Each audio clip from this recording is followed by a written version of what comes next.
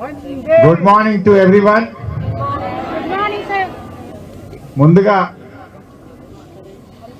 ఇంత మంచి కార్యక్రమాన్ని ఏర్పాటు చేసినటువంటి మల్లారెడ్డి విద్యాలయాలను గౌరవనీయులు పెద్దలు మల్లారెడ్డి గారిని, వివేక్ గౌడ్ గారిని, మేనేజ్మెంట్ ను నేను మనస్ఫూర్తిగా అభినందిస్తా ఉన్నాను.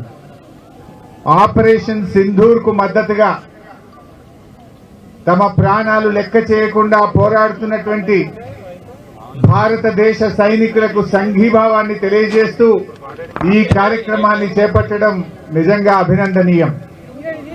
మనము సైనికుల్లాగా సరిహద్దుల్లోకి వెళ్లి పోరాడలేకపోవచ్చు, కానీ పోరాడుతున్నటువంటి సైనికుల మనోస్థైర్యాన్ని పెంచే విధంగా వారికి సంఘీభావాన్ని తెలియజేస్తూ ఈ కార్యక్రమాన్ని చేపట్టుకుంటా ఉన్నాం. దేశం మొత్తం కూడా ఇలా 140 కోట్ల మంది ప్రజలు భారతదేశ సైనికుల్ని చూసి, మన మిలిటరీని చూసి గర్వపడతా ఉన్నారు. మనం జనరల్ గా అనుకుంటాం దేశ సరిహద్దులంటే అది భౌగోళికంగా అని అనుకుంటాం, కానీ దేశ సరిహద్దులంటే కేవలం భౌగోళికమే కాదు, ఈ దేశ ప్రజల ఆశలు, ఈ దేశ ప్రజలందరికీ కూడా భద్రత కల్పించడం.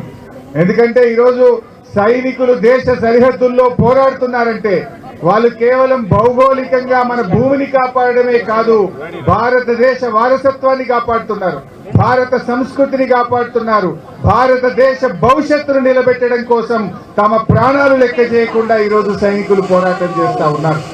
ఇలా సైనికులకు మనందరం కూడా సంఘీభావం తెలియజేయాల్సిన బాధ్యత ఈ దేశ ప్రజలందరి మీద కూడా ఉంది. ముఖ్యంగా పాకిస్తాన్ మరి మన దేశం నుంచి విడిపోయినప్పటి నుంచి కూడా మన దేశాన్ని ఇబ్బంది పెట్టాలని ఉగ్రవాదులను పెంచి పోషిస్తూ అనేక సందర్భాల్లో మన దేశాన్ని రకరకాలుగా ఇబ్బందులు పెట్టే ప్రయత్నం చేసింది. మనం చూసాం 26/11 ముంబైలో తాజ్ హోటల్ మీద పాక్ ప్రేరేపిత ఉగ్రవాదులు వచ్చి దాడి చేశారు. ఆ ఉగ్రవాదులను పట్టుకొని ప్రపంచం ముందు ఇది పాకిస్తాన్ పంపిన ఉగ్రవాదులని ప్రపంచం ముందు నిలబెట్టిన ఘనత మన భారతదేశానిది. చివరికి మన భారత పార్లమెంట్ మీద కూడా మరి దాడి చేయడానికి దాని వెనుక ఉన్నది కూడా పాక్ ప్రేరేపిత ఉగ్రవాదులే. ఈ ఉగ్రవాదులు మనందరం కూడా చూసాం. వరల్డ్ ట్రేడ్ సెంటర్ యుఎస్ మీద కూడా దాడి చేసిన బిన్ లాడెన్ కూడా ఆ పాకిస్తాన్ నుంచే మరి అటువంటి కార్యక్రమాలకు పాల్పడ్డారు.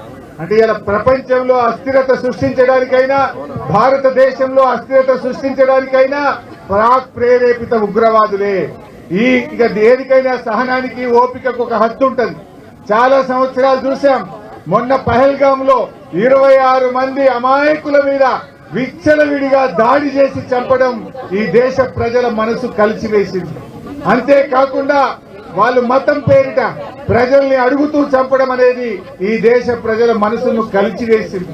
అందుకే ఈరోజు భారతదేశం ఆ ఉగ్రవాదులను కుదముట్టించడానికి శాశ్వతంగా ఈ పాకిస్తాన్ నుంచి భారతదేశం మీద జరుగుతున్న దాడిని ఒక పరిష్కారం చూపడం కోసం ఇవాళ ఉగ్రవాదుల మీద భారతదేశం దాడి చేస్తూ వచ్చింది.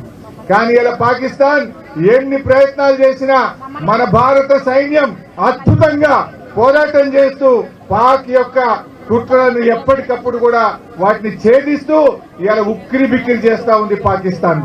మరి ఇటువంటి సమయంలో మనం కూడా త్యాగాలకు సిద్ధపడాలి. అవసరమైతే రక్తదానాల కోసం ఈ దేశంలో ప్రతి యువకుడు సిద్ధంగా ఉండాలని చెప్పి కూడా నేను పిలుపునిస్తా ఉన్నాను. ఒకవేళ సైనికుల కోసం ఏదైనా సపోర్ట్ అవసరం ఉంటే యంగ్ డాక్టర్స్ గా మా మల్లారెడ్డి మెడికల్ కాలేజ్ కూడా ముందుండి అన్ని రకాల వైద్యాన్ని అందించడానికి కూడా సంసిద్ధంగా ఉండాలని చెప్పి కూడా నేను పిలుపునిస్తా ఉన్నా. మరి మనందరం, నేను గాని, మల్లారెడ్డి గాని, మా వివేక్ గౌడ్ గారు మొట్టమొదటి రక్తదానంలో ఉండి ముందుండి అవసరమైన రక్తాన్ని కూడా ఈ సైనికుల కోసం ఇవ్వడానికి మేము సిద్ధంగా ఉన్నాం. మీరు సిద్ధంగా ఉన్నారా అని అడుగుతా ఉన్నా. Are you ready? All of you. ఎందుకంటే మనం అక్కడ పోయి పోరాటం చేయకపోవచ్చు, కానీ ఆ సైనికులకు అవసరమైనటువంటి రక్తదానాన్ని గాని, ఆ సైనికులకు అవసరమైన వైద్యాన్ని గాని, ఆ సైనిక కుటుంబాలను కంటికి రెప్పలాగా కాపాడుకునే బాధ్యత ఈ దేశ ప్రజలది అని చెప్పి మనం చేస్తా ఉన్నా. ముఖ్యంగా భారత సైనికులారా, మీరు అద్భుతంగా పోరాటం చేస్తున్నారు. మీ వెనుక 140 కోట్ల మంది ప్రజలున్నారు. ధైర్యంగా ముందుకు పోండి. మీ ధైర్యమే మాకు శక్తి, మీ నిబద్ధతనే మా అందరికీ గర్వకారణం. మీ యొక్క పోరాటం